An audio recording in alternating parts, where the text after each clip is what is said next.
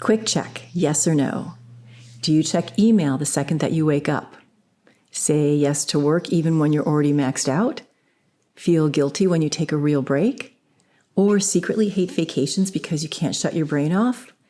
If you said yes to more than one, then you and I might actually be in the same boat, and we are not alone. In today's recording, I explore something a lot of us don't realize we're struggling with: workaholism. Not burnout, not laziness, just the inability to never really turn work off. And I'm going to share what I've learned and what I'm doing to change it. Hi, everyone. I'm Laverne McKinnon, and welcome to the Moonshot Mentor community. If you're navigating a career transition, whether you're stepping up or shifting paths or starting over, you are in the right place. I'm a career strategist and a grief recovery specialist, and I love helping ambitious professionals move through change with clarity, strategy, and a renewed sense of purpose. You don't have to figure all of this out on your own. Let's jump in together. I've always loved working, and the long hours didn't bother me because I was deeply connected to my purpose, helping people across their finish line. But over the last year or so, my intuition started sort of like whispering in my ear, tapping me on my shoulder, poking at me, saying, something's off. Now, it got really loud last July when I take the month off of July just to have like a big old hiatus. And I thought I'd rest and honestly have a bunch of epiphanies. Instead, I felt wildly disoriented and I couldn't relax. Now, I've been reading a lot of research and studies about how important it is to have downtime in order to be able to more effectively achieve our goals, reach our dreams, hit our moonshot. And so I've really been wanting to flex this muscle of rest even more. And it was so disturbing when it didn't work. But I'm nothing if persistent. So I tried kicking back again over winter break. And then again during a family trip in February, and again last month in Japan. Now, at this point, you're probably thinking, seems like she takes a lot of vacations, in fact, more than she actually works. And you're not wrong. I have taken more time off in the last year than in the last 30. But here's what I finally had to face. Whether I was full throttle or fully offline, I felt like I was running in place instead of moving forward. And so it started me thinking, have I been spinning my wheels this whole time? Is it possible that working too much, too long, too hard isn't actually a career strategy? Overwork can look like ambition, but it can also mask something deeper, like burnout, avoidance, self-worth issues, or even grief. And the longer we ignore that, the more likely we are to stall out, break down, or lose touch with the things that are most important to us. Yikes. Workaholism isn't the same as working hard. It's when work becomes a coping mechanism for anxiety, low self-worth, or avoiding harder emotions. So what's the difference between being a high achiever and being addicted to work? It comes down to motivation. Are you honoring your purpose and values, or are you trying to prove something, earn your worth, or avoid discomfort? Most of us are a jumble of both. But here are some signs that you might be tipping into workaholism, organized into 3 tidy buckets. The first bucket are emotional signs, things like feeling compelled to work even when you know you should rest, feeling guilty for taking breaks or vacations, fear of failure or paranoia about performance, stress, overwhelm, or burnout, becoming highly anxious when devices are off, feeling a sense of urgency to respond right now. The second bucket are behavioral signs.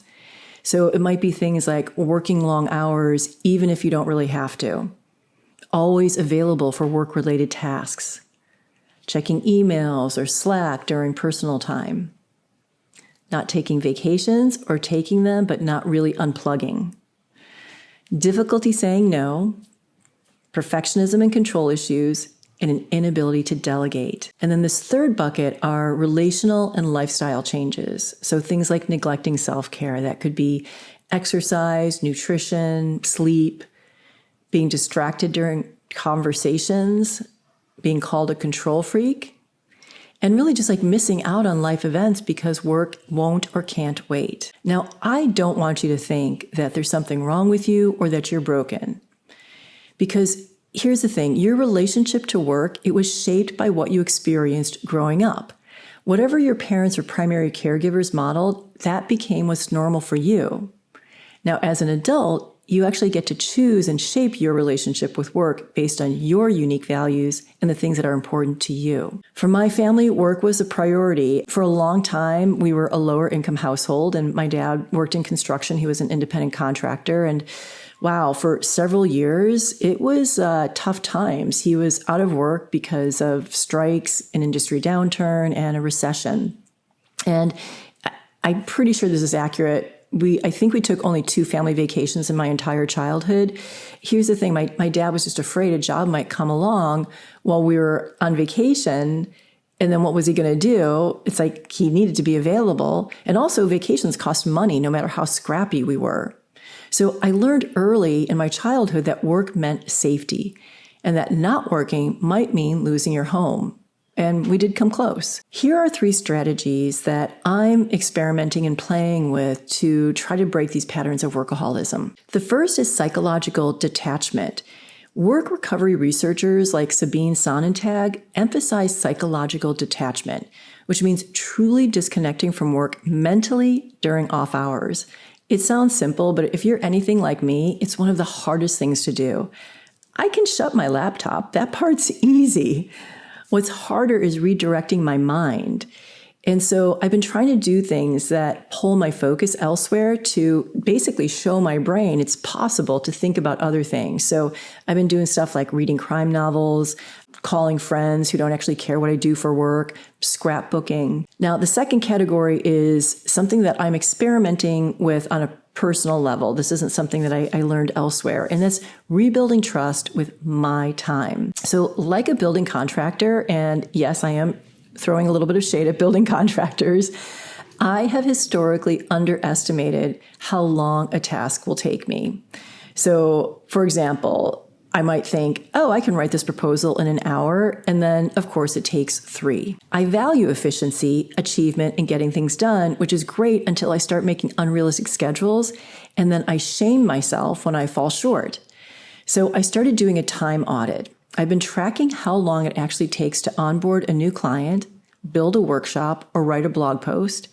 This is not sexy stuff, but it's helping me recalibrate. And here's where this links back to workaholism. If I underestimate the time something takes, then I end up working late to catch up.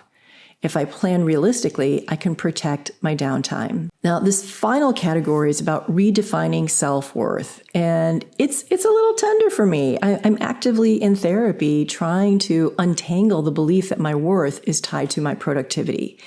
That if I'm not working, then somehow I'm falling behind or I'm failing.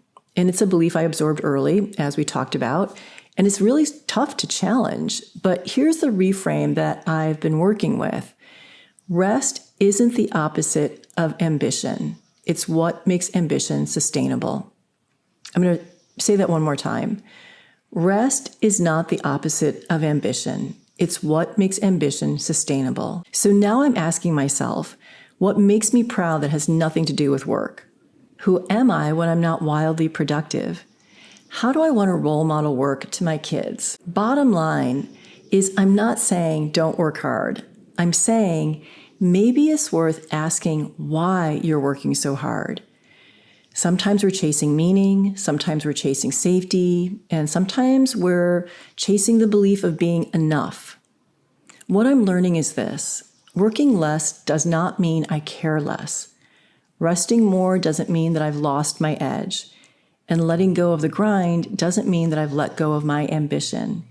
It just means I'm ready to move forward in a different way so that I get to make choices based on what's important to me, rather than blindly following outdated values or beliefs. Okay, friends, that is it for today. And if any of this resonated, please share it with a friend. It might help them with a deeper understanding of their relationship with work. And if you're not yet a paid Moonshot Mentor Substack subscriber, come join us. It's $5 a month or $50 a year, and you get exclusive journal prompts, co-working sessions, guided meditations, live workshops, and a community of ambitious, purpose-driven professionals.